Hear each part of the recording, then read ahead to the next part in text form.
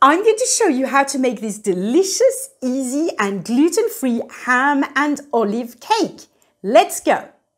So for this recipe you need 150 milliliters of stock, either chicken stock or vegetable stock, 100 milliliters of olive oil, 150 grams of gluten-free bread flour. You can use Dove's Farm white bread mix that works fine, or Schaer mix B. You need 100 grams of buckwheat flour, 100 grams of green or black olives that you cut in two, 200 grams of ham that you dice in small cubes, 4 eggs, and a teaspoon of gluten-free baking powder. So first you need to put the stock and the oil in a big bowl. Then add the eggs and mix it really well.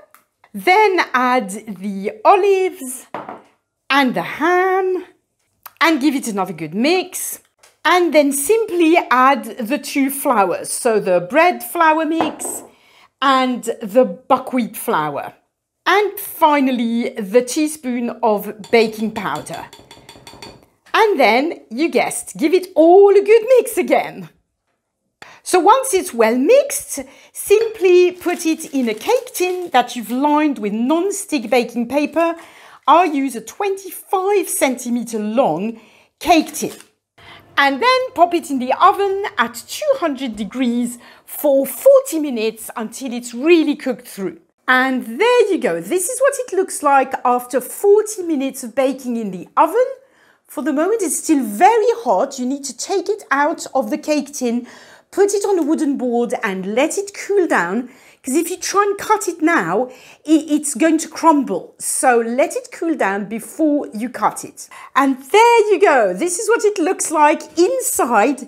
It's really nice and moist. It tastes absolutely delicious. And now I need to taste it, right? It's absolutely delicious. Honestly, I make this cake very often, especially in the summer. We take it for picnics, right? And here's an idea for you. You can also use little cupcake cases, and instead of making one big cake, you can make little muffins with exactly the same batter, right? And it will just give you lovely little picnic muffins, perfect for summer days, or if you're invited, you just bring something to a potluck picnic. It's really perfect. I hope you love this recipe. It's easy, it's gluten-free, it's a winner with the kids, a win-win everywhere, right? If you have any questions, as usual, please post them in the comments below this video. All the ingredients that you need for this video are in the description below the video.